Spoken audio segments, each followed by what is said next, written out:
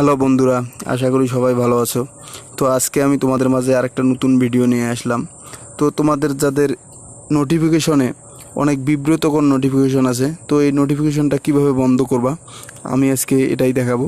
তো চলো কথা না বাড়িয়ে শুরু করা যাক। তো তোমাদের যাদের বিব্রতকর নোটিফিকেশনগুলো আসে, তো এটা মূলত আসে ক্রোমো ব্রাউজার থেকে। তো ক্রোমো ব্রাউজারটা প্রথমে দেখবা কোথায় আছে। ক্রোমো ব্রাউজারটা ওপেন করার সঙ্গে সঙ্গে এরকম একটা ইন্টারফেসে তোমাদেরকে নিয়ে আসবে।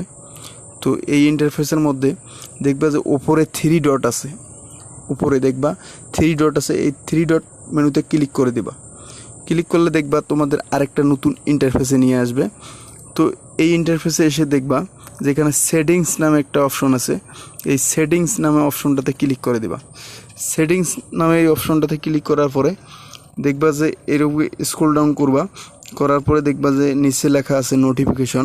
তো এখানে নোটিফিকেশন বারের মধ্যে ক্লিক করার সঙ্গে সঙ্গে দেখবা এটা তোমাদের অন করা থাকবে। তো এটা যদি তোমাদের অন করা থাকে তাহলে তোমরা এটা অফ করে দিবা। অফ করে দিলে হবে কি বন্ধুরা, তোমাদের যাদের বিব্রতকর নোটিফিকেশনগুলো আসে এই নোটিফিকেশনগুলো আসা বন্ধ হয়ে যাবে। তো আশা করি বন্ধুরা আমার এই ভিডিওটা যদি ভালো লেগে থাকে তো আমার এই ভিডিওটার মধ্যে একটা লাইক করে দিবা এবং আমার এই চ্যানেলটাকে সাবস্ক্রাইব করবা।